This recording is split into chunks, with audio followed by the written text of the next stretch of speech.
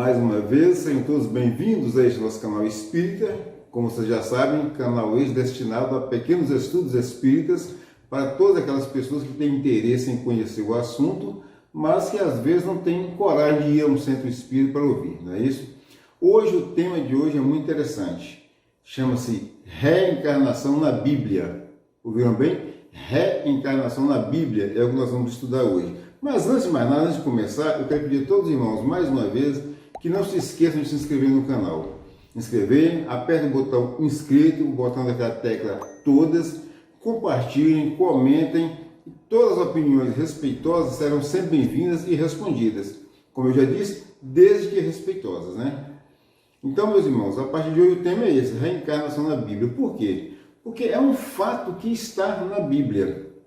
Embora haja tanta controvérsia, tanta celeuma sobre esse assunto, eu não sei porquê. Eu juro que eu não sei porquê. Muitos acreditam e estudam com afinco e dedicação. Eu, por exemplo, estudo há 40 anos. Outros não estudam, nem querem pensar, mas combatem ferozmente o tema, sem qualquer conhecimento aprofundado sobre o assunto, né? Posto que as liturgias religiosas dessas pessoas, protestantes, evangélicos e protestantes, neopentecostais, igreja católica, não aprofundam nesse estudo, sequer querem saber disso. Então, esse é um problema muito sério. E eu não sei o porquê, porque essa é a nossa realidade, a realidade humana. E não é um privilégio exclusivo da doutrina espírita, não. Isso está na Terra desde muitos anos, e nós vamos ver aqui nos estudos de hoje. Tá bom? Bom, então é o seguinte, nós espíritas conhecemos e estudamos o assunto, tendo por base a doutrina dos espíritos, que tem 3 aspectos: ciência, filosofia e religião. Ponto. Então, hoje, o caso nosso hoje, nessa quinta-feira, é a parte religiosa, com base no Evangelho de Jesus, um dos seus aspectos. E lá está essa questão da reencarnação. Tem muitas passagens bíblicas que atestam isso. Eu vou falar só uma, aquele célebre encontro de Jesus com Nicodemos. Depois, mais para frente, nós vamos aperfeiçoar. Hoje é só um estudo assim, de abertura, né? Então, muito bem. Os judeus, por exemplo, acreditavam em reencarnação, só que eles acreditavam sobre um outro conceito, ressurreição. Era assim que eles acreditavam. Muito bem. Então, o que é, meus irmãos, reencarnação, ressurreição e reencarnação? Grosso modo falando, ressurreição seria algo semelhante com aquele fenômeno ocorrido com Lázaro. Tá? Vejam bem o que estou dizendo. Algo semelhante àquele fenômeno ocorrido com Lázaro, com o apóstolo Lázaro, amigo de Jesus. Teria morrido, estava 4 dias sepultado. Jesus chega e manda ele sair para fora. O espírito dele entra dentro daquele corpo dele mesmo, aquele corpo que todos o conheciam, entra ali dentro e ele sai vivo de lá daquela tumba. Isto seria a ressurreição. Vejam bem, algo semelhante, porque as doutrinas de hoje falam o seguinte, que um dia, no final dos tempos, todos nós vamos voltar aos nossos corpos, mesmo que esses corpos já estejam completamente dissolvidos no tempo e no espaço, misturados com outros elementos da Terra, como azoto, hidrogênio, oxigênio, e vai por aí afora. Corpos que morreram aí há 100 mil, 200 mil anos atrás, sei lá, milhões de anos atrás, vão ressurgir, vão se refazer. Então isso aí é ressurreição. A doutrina espírita não admite essa questão. E os judeus também falavam em ressurreição, mas a bem da verdade, o que eles acreditavam, e todos nós acreditamos, é reencarnação. Reencarnação. O que é reencarnação? É a volta do espírito desencarnado a um novo corpo gerado biologicamente no útero de uma mulher que vai ser a mãe dele agora. Então, um novo corpo é gerado no útero de uma mulher, que vai ser a nova mãe daquele ser, para que ele renasça na Terra, para dar continuidade ao seu processo evolutivo. Ele não vai entrar no mesmo corpo dele não, tá bom? O corpo que ele habitou há 500 anos atrás, 1000 anos, sei lá, já desapareceu no tempo e no espaço, na Terra. Às vezes morreu afogado no mar, foi comido por peixes, desapareceu. É um novo corpo. Porque para Deus, carne e sangue não entram no reino de Deus. O que entra lá é a alma redimida, é a alma perfeitamente depurada. É isso que entra lá no céu. Então a gente não sabe por quê. Eu pergunto então, por que tanto celeuma? O que há de errado com esse fenômeno? O que há de errado? Alguns vão dizer, não está na Bíblia. E para essas pessoas eu digo assim, olha, para esses que dizem, não está na Bíblia. Eu vou dizer assim, melhor será, meu irmão, que tu estudes a tua Bíblia, só que dessa vez com espírito de isenção. Vai ser muito importante isso. E não de dominação e de enganação das mentes, tá? Ou talvez com um espírito de arrogância, de querer mostrar uma sabedoria e que você realmente não possui. Então você lê, por exemplo, o célebre encontro de Jesus com Nicodemos. E você dizer que aquilo aí, Jesus não está falando de reencarnação, isso aí é um problema teu. E eu digo que não vai mudar nada. Você pode continuar desacreditando, não vai mudar nada. A reencarnação vai continuar. É o que eu já disse. Eu vou desencarnar e você vai morrer. Então vamos fazer o seguinte. Do lado de lá a gente se encontra. Eu que acredito na reencarnação e você que duvida. Porque se Deus tem as suas leis imutáveis, Ele não vai criar reencarnação, porque eu, Edivaldo Sacramento, acredito que a reencarnação existe.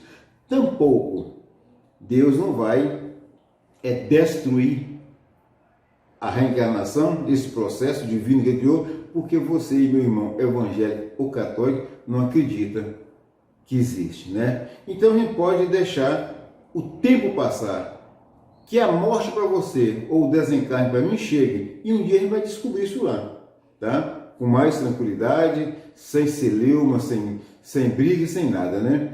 Então, muito bem, a gente tem aqui, então, o que seria essa questão, de onde surgiu essa questão, por que essa questão desapareceu, né? Por que tanta celeuma? Para mim, só política, e nada mais, política religiosa, né? Então, segundo diversas interpretações, historiadores diversos, né? O tema reencarnação teria sido retirado da Bíblia. Olha bem, eu estou dizendo teria sido retirado da Bíblia num concílio realizado no ano de 553 depois de Cristo, na cidade de Constantinopla, diz que hoje é Istambul, né, capital daquele Império Bizantino do passado, né? Então, como isso aconteceu? Existia um cidadão chamado Orígenes, lá de Alexandria, e que já há muito tempo divulgava essas questões da pré-existência da alma, certo? Ele já divulgava para isso aí. Então, nesse tal concílio lá, antes teria havido um sínodo de bispo deles lá, e que já condenando as ideias do Orígenes, as coisas que ele pregava, o padre de Alexandria, muitos falam assim, o padre Alexandrino Orígenes, que pregava a pré-existência da alma. Então, em 553, esse concílio agora de bispos reuniu e acabou com isso. Dizem até que foram 5 dignatários que se reuniram e a reencarnação teria sido tirada por 3-2. Esse foi o placar. Mas, no entanto, muitas passagens bíblicas estão lá para dizer o contrário. Se eles tiraram, não tiraram tudo. O principal eles deixou, né? E isso dizem também outras teorias que teria sido a pedido da imperatriz Teodora, essa mulher esposa do imperador Justiniano, e dizem que ela era uma pessoa muito ruim, muito cruel, e que não queria, e sabedor da reencarnação, teria pedido ao imperador Justiniano que forçasse nesse concílio que se tirasse isso da Bíblia, porque ela não queria reencarnar. Eu, pessoalmente, não acredito nisso. Sendo ela uma mulher inteligente, ela jamais pediria uma coisa dessa, porque as leis de Deus não vão mudar porque ela queria. Só porque riscou da Bíblia, de um livro, de um pergaminho, de uma coisa, não iria, com certeza, não iria desaparecer. Então, é isso que dizem, tá? Mas essa é uma história muito controversa, bem controversa mesmo, e a gente não dá muita, assim, importância a essa história. Por que não dá muita importância? Porque outros historiadores, meus irmãos, falam muito bem dessa senhora, dessa imperatriz Teodora, falam muito bem dela, diz que ela era uma pessoa justa, criou muitas leis sociais para ajudar as pessoas, e inclusive pode-se dizer, por esses historiadores, ela chegou a criar até uma lei que punia com pena de morte crime de estupro contra mulheres. E isso, muitos historiadores falam isso. Bom, verdade ou não, a gente não vai aqui ficar nem de um lado nem de outro. Não vamos ficar contra ela porque é falta de ética falar de uma pessoa que não está presente para se defender e que já morreu e que morreu parece em 500, logo depois, em 553 ou 500 e alguma coisa, ela morreu. Provavelmente já reencarnou e desencarnou várias vezes. Então não vamos falar da Imperatriz, vamos ficar só com o que dizem de bom dela. Ela é uma pessoa muito boa, muito sagaz, inteligentíssima e que teria governado para ali com seu marido, que era o imperador Justiniano. E tudo que se fala mal dela dá-se a um serviçal bajulador corrupto, né? Ou seja, um político bajulador corrupto, que mesmo a serviço dela e do imperador Justiniano, escrevia tudo quanto é coisa ruim, inventava, escrevia, ele só não noticiava, só não publicava, porque tinha medo da morte. Então ele era um bajulador, corrupto e covarde. Tá? Então depois que os reis morreram, é que ele publicou isso. Então vamos esquecer tudo isso aí, não vamos aprofundar sobre o que nós não sabemos sobre a Imperatriz Teodora. Então, muito bem. Então, o que ocorreu no concílio foi isso aí. 553 depois de Cristo, né? Porque também, até meados do século VI, todo o cristianismo aceitava a reencarnação como cultura religiosa oriental e já proclamava milênios antes da era cristã como fato incontestável, norteador dos princípios da justiça divina, que sempre dá oportunidade ao homem para rever seus erros e recomeçar o trabalho de sua regeneração em nova existência. Não no mesmo corpo, em nova existência, um novo corpo que será gerado para ele. Então foi isso que aconteceu. Nesse concílio de Constantinopla, atual Istambul, na Turquia, foi uma decisão política para entender as exigências do Império Bizantino. Tá? Alguns dizem que foi da Imperatriz, outros não. Então não importa, mas o fato é que a reencarnação já era cientificamente comprovada e substituiu pelo que se chama até hoje ressurreição. E de lá para cá, vingou o quê? Ressurreição. Todos nós vamos morrer e um dia no juízo final nós vamos sair da terra. E a terra vai nos restaurar para passarmos por um juízo e um julgamento final por todos os nossos erros. Então, por hoje, eu fico por aqui, agradecendo a todos os irmãos pela atenção. Peço a Deus que abençoe a todos vocês e peço também que acompanhem esses vídeos sobre a questão da reencarnação e pensem, deem sua opinião, comentem, compartilhem. Isso é muito bom para o crescimento de todos nós, como seres humanos. Mais uma vez, muito obrigado. Fiquem todos com Deus.